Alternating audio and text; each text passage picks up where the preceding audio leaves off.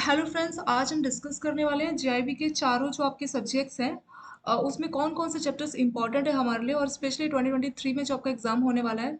और पहली बार आप लोग एग्जाम देंगे और खासतौर पे ये पेपर बिल्कुल नया है आप लोगों के लिए, Indian economy and Indian financial system. तो कुछ मैसेजेस यूट्यूब में भी थे और ऐप में भी पर्सनल मैसेजेस थे कि कौन कौन से इंपॉर्टेंट चैप्टर्स करने चाहिए, क्या क्या इंपॉर्टेंट है, क्योंकि ये बिल्कुल नया है तो ज़्यादा आइडिया नहीं है कि किस में से क्वेश्चन ज़्यादा पूछे जा सकते हैं। तो कुछ कुछ टॉपिक जो कि इंपॉर्टेंट आपको बिल्कुल करने चाहिए एग्जाम से पहले, कुछ कुछ चैप्टर्स वो मैंने ऑलरेडी आप लोगों के लिए यहाँ पे रेडी करके रखा है। चलिए शुरू करते हैं। आपका जो मॉड्यूल ए है आपका, इसमें इंडियन इकोनॉमी और इंडियन फाइनेंशियल सिस्टम, उसका आप चैप्टर नंबर 2 बिल्कुल कर लीजिए। उसमें प्रधानमंत्री फसल बीमा योजना और प्राइमरी सेकेंडरी टर्शियरी सेक्टर क्या होता है, ये वाला टॉपिक आप देख लेना, ये इंपॉर्टेंट है। और ये रोल ऑफ प्राइवेट सेक्टर और एमएसएमई, ये आपका मोस्ट इंपॉर्टेंट चैप्टर है। ये चैप्टर आपको बिल्कुल करके जाना है, ये मोस्ट इंपॉर्टेंट चैप्टर है, चैप्टर नंबर 4। फिर चैप्टर नंबर 5 भी आपको करना है। ये सब मैंने जितने रेड कलर से टिक लगा के रखे, ये सारे आपके लिए इंपॉर्टेंट चैप्टर्स है, इनको आपको स्किप नहीं करना है। फोर्थ के बाद आप चैप्टर नंबर 5 करेंगे, ये भी इंपॉर्टेंट है। और फिर 8 चैप्टर इंपॉर्टेंट है, 9 इंपॉर्टेंट है। और टेंथ में आपका ग्रीन बॉन्ड क्या होता है, ग्रीन लैंडिंग क्या होता है, CSR means corporate social responsibility. तो ये 3 टॉपिक भी अगर आप कर लेंगे टेंथ में तो सफिशिएंट आपके लिए रहेगा। तो मॉड्यूल ए का मैंने आपको बताया कि क्या क्या चैप्टर्स आपके इकोनॉमी के लिए इंपॉर्टेंट है। अब हम मॉड्यूल बी में देखते हैं। जैसा कि मैंने आपको बताया, जो मॉड्यूल बी है, पहले ही आपका सीआईबी में आपका होता था एबीएम, तो उसमें से ये लिया गया है। ठीक है, ये सारी वीडियोस आपको मिल जाएंगी। चैप्टर नंबर 12 इंपॉर्टेंट है, 13 इंपॉर्टेंट है, 14 इसमें से आपको न्यूमेरिकल पूछ सकते हैं। ठीक है, न्यूमेरिकल आप एक्सपेक्ट कर सकते हैं। मनी सप्लाई में M1 M2 M3 M4 के ऊपर क्वेश्चन आ सकता है। सिंपल से एक फॉर्मूला है, आप वीडियो देखेंगे आपको मिल जाएगा। Theory of interest, business cycle का अगर आप सिर्फ फेजेस भी याद रखेंगे ना कि पहले कौन कौन सा फेज है, उस तरह से आपका 1 नंबर का क्वेश्चन इसमें से डेफिनेटली पूछा जाएगा। ये भी आपका काफी इंपॉर्टेंट है। 17 चैप्टर में से बस FRBM एक्ट क्या होता है, सिर्फ ये वाला टॉपिक आप कवर कर लेंगे, इतना ही आपके लिए सफिशिएंट है। ठीक है, physical responsibility budget management act, तो चैप्टर नंबर 17 में से सिर्फ ये वाला टॉपिक ही आपके लिए सफिशिएंट है। और बात करें चैप्टर नंबर 18 की, तो इसमें जीडीपी कंसेप्ट, ये चीज़ें जो है इंपॉर्टेंट है। बी में भी हमने सारे इंपॉर्टेंट चैप्टर देख लिए, 12 13 14 15 16। 17 में आपका FRBM एक्ट और 18 में ये जीडीपी कंसेप्ट। इसमें से इंपॉर्टेंट स्टार्टिंग वाले हैं ये यहाँ तक। लास्ट वाला चैप्टर ओके, अगर टाइम मिलता है तो ये लास्ट वाला कर लेना, बाकी ये चैप्टर्स इंपॉर्टेंट है आपके लिए, स्पेशली 12 टू 16। मॉड्यूल सी में क्या इंपॉर्टेंट है, चैप्टर नंबर 21 कर लेंगे आप लोग। उसमें सिर्फ एनपीसीआई के प्रोडक्ट्स आपका 269 पेज पे आपको मिलेगा। सिर्फ एनपीसीआई के कौन कौन से प्रोडक्ट है, अगर सिर्फ वही टॉपिक को कर लेंगे वही सफिशिएंट है हमारे लिए। और 24 आपको करके जाना है, माइक्रो फाइनेंस, ये इंपॉर्टेंट है। और 26 इंश्योरेंस में आपको बस ये 3 टॉपिक कर लेना आप लोग। री इंश्योरेंस क्या होता है, ई इंश्योरेंस क्या होता है, इंश्योरेंस रिपोजिटरी क्या होता है। री इंश्योरेंस मतलब अगर इंश्योरेंस कंपनी कहीं से इंश्योरेंस लेते हैं उसको री इंश्योरेंस बोलते हैं। ई इंश्योरेंस आपकी जो इंश्योरेंस कॉपी है उसको इलेक्ट्रॉनिक फॉर्म में सेव किया जाता है, उसको बोला जाता है ई इंश्योरेंस। और इंश्योरेंस रिपोजिटरी जहाँ पे पूरा जो डेटा है इसका सेव किया जाता है। ठीक है, ये 26 में 3 टॉपिक भी कर लेंगे तो सफिशिएंट रहेगा। लास्ट आपका चैप्टर नंबर 28, इसमें ईज, ईज का आपका फुल फॉर्म होता है ease of access and service excellence. 1.0 से लेकर 5.0 तक दिया, सिर्फ ये वाला टॉपिक आप लोग कवर कर लेंगे, इतना आपके लिए सफिशिएंट है। तो मॉड्यूल सी भी यहाँ कंप्लीट हो गया। मॉड्यूल डी देखा जाए तो आपके लिए सारे चैप्टर बहुत सारे जितने भी यहाँ पे दिए हुए हैं सारे ही बहुत ज़्यादा इंपॉर्टेंट है। और मेरे को लगता है कि आपके एग्जाम में से अगर 100 मार्क्स का पेपर है तो आप 30 से लेके 35 तक आप सिर्फ इस मॉड्यूल डी से एक्सपेक्ट कर सकते हैं। ये सच में बहुत ज़्यादा इंपॉर्टेंट चैप्टर आपके एग्जाम के लिए। और मॉड्यूल डी के लिए एक अच्छी बात है, पहली बात तो इसमें कितने 29 टू 45, तो टोटल आई थिंक अगर इनको आप काउंट करेंगे तो 17 चैप्टर्स बनेंगे ना। मैंने क्या किया हुआ है, ये जितने भी 17 चैप्टर्स है, ये वीडियो तो खैर आपके लिए सारी मैंने ऑलरेडी अवेलेबल करा रखी है, आपको प्लेलिस्ट में मिल जाएगी। लेकिन अगर आप लोगों के पास टाइम नहीं है तो ये जो 17 चैप्टर्स है इसके ऊपर मैंने जो जो इंपॉर्टेंट था खुद से मैंने कॉपी पेस्ट करके कुछ आई थिंक 250 के आसपास क्वेश्चन आंसर्स बनाए हुए मैंने सिर्फ मॉड्यूल डी में। तो उसमें क्या क्या इंपॉर्टेंट है, आई थिंक आपके वो जो 17 चैप्टर्स के 250 क्वेश्चंस में सब कुछ जो जो इंपॉर्टेंट है इसमें वो सारा ही कवर हो जाएगा, क्योंकि ये सारे चैप्टर बहुत बहुत बहुत ज़्यादा इंपॉर्टेंट है। इसमें इंश्योरेंस, पेंशन प्रोडक्ट, मतलब सारा ही कुछ इंपॉर्टेंट है। तो 250 क्वेश्चंस में आपको सब कुछ मिल जाएगा। ये क्वेश्चंस आपको 1 या 2 दिन में, ये जो आपको क्वेश्चंस है क्वेश्चन आंसर्स का पीडीएफ जो है 1-2 दिन में मिल जाएगा।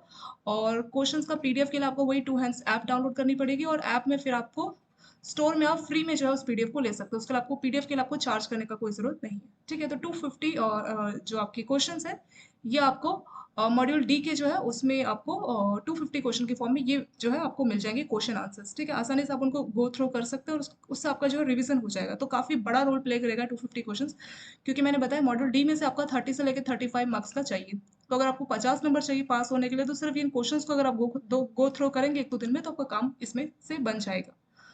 और एक और बात, वहीं पे आपको जो टू हैंड्स की ऐप है, मैंने मॉड्यूल ए के लिए भी क्वेश्चन आंसर्स ऑलरेडी अवेलेबल कराए हैं, वो एमसीक्यू के फॉर्म में आपको मिल जाएंगे, ठीक है। जो जो इंपॉर्टेंट था, तो मॉड्यूल ए के आपको एमसीक्यू की फॉर्म में क्वेश्चन, वो भी आपको टू हैंड्स ऐप से मिल जाएगा। टू हैंड्स ऐप में आप जाके उसको, वो भी जो चैप्टर आपका मॉड्यूल ए के जो क्वेश्चन आंसर्स है, वो भी आपको पीडीएफ फॉर्म में मिल जाएंगे। वो ऑलरेडी मैंने आप लोगों के लिए अवेलेबल करा दिया, आप लोग जाके ऐप डाउनलोड करके वहाँ से ले सकते हैं। ये भी आपका फ्री है और ये 1-2 दिन में मिल जाएगा आजकल में, तो ये भी आप लोगों के लिए फ्री में रहेगा।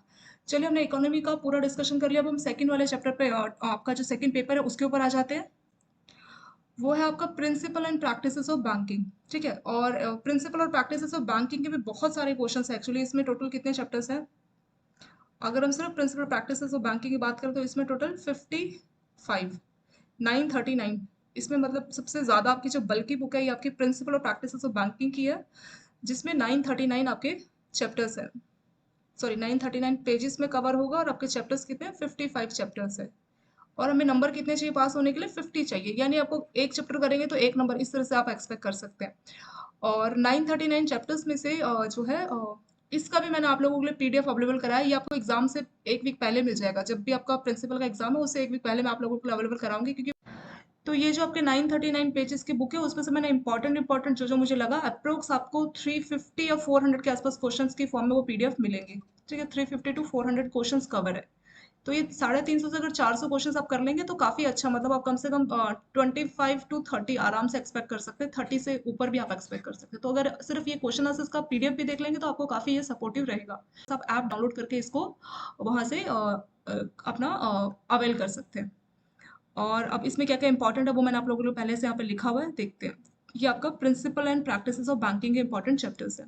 चैप्टर नंबर 1 इंपॉर्टेंट है, 2 इंपॉर्टेंट है, 4th, 7th। और जो जो मैंने आपको यहाँ पे इंपॉर्टेंट चैप्टर्स पे टिक लगाया है, सारी वीडियोस आपके पास ऑलरेडी अवेलेबल है। बस टाइमिंग नहीं है, इसलिए मैंने इंपॉर्टेंट क्वेश्चंस वो सब बोला। अगर टाइमिंग आपके पास है तो ये सारी वीडियोस आपको देख के जानी है।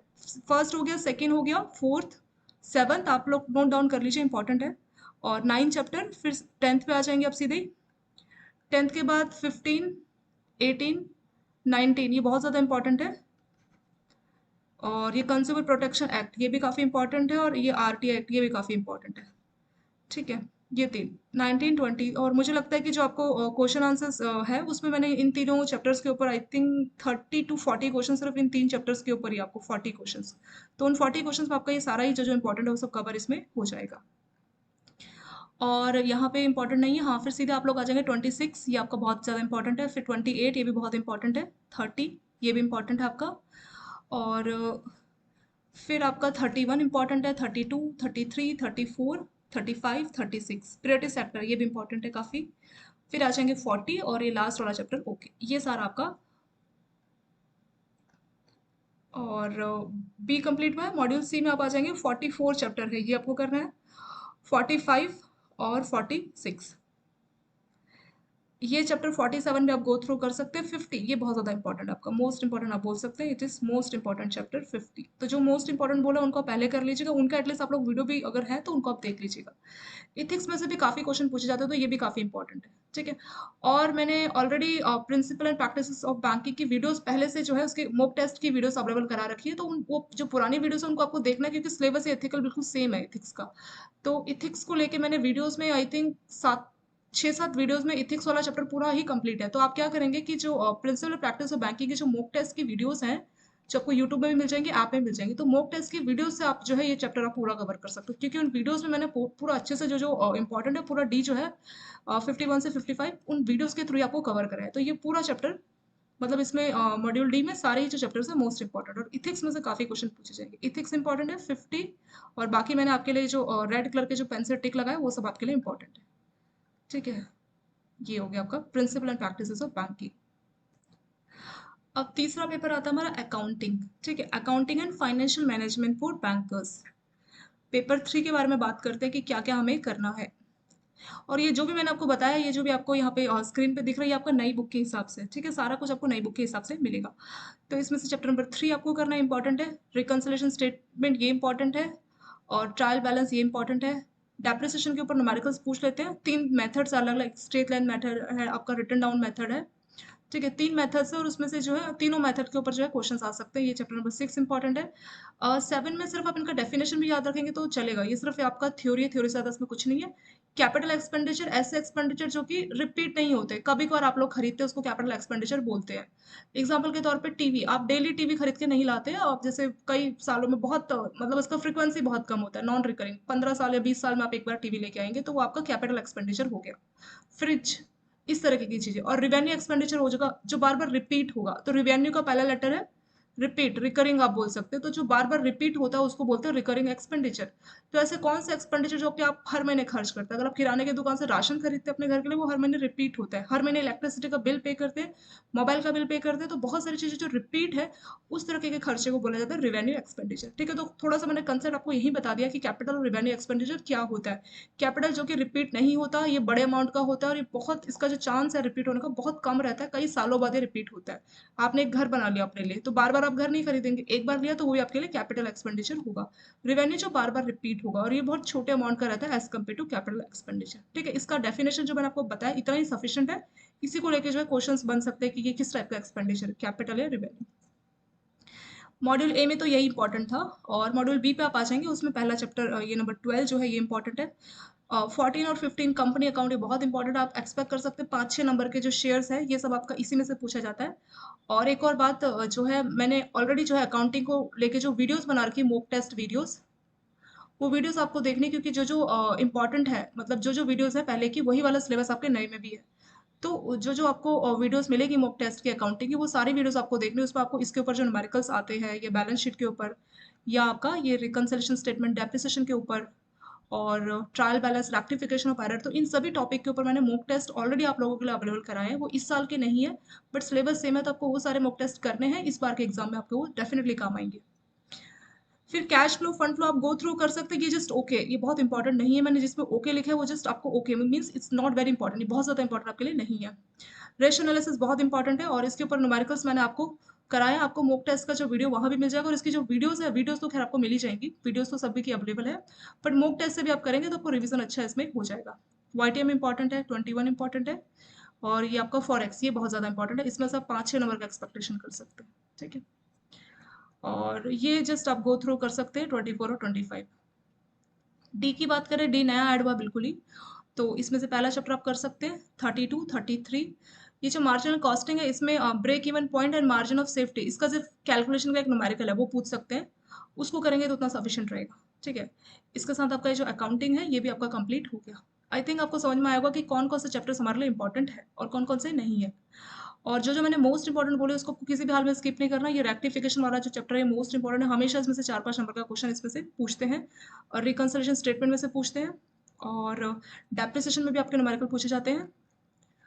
और ये कंपनी अकाउंट 1-2 इंपॉर्टेंट है, इसमें से क्वेश्चन आता है, रेशियो एनालिसिस ये भी मोस्ट इंपॉर्टेंट है, ठीक है। तो 5-6 जो चैप्टर जो कि मोस्ट इंपॉर्टेंट मैंने आपको बताया है, और साथ साथ ये जो नए नए चैप्टर ऐड हुए तो इसमें से भी आपसे क्वेश्चन पूछ सकते हैं। तो 29 आप लोग करेंगे, 32 break even point and margin of safety वाला न्यूमेरिकल, ठीक है। इसके साथ आपका जो अकाउंटिंग है उसका सिलेबस भी कंप्लीट हो गया, और साथ में जो वीडियोस है आपकी, ये सिलेबस की तो मैंने वीडियोस आपके लिए ऑलरेडी अवेलेबल कराई है, जितना भी आपका सिलेबस है वो आपका 100% जो भी सिलेबस है वो मैंने पूरा आपके लिए पहले ही कंप्लीट कर दिया एग्जाम से पहले, जो जो नया ऐड हुआ था सारा कुछ कंप्लीट हो चुका है।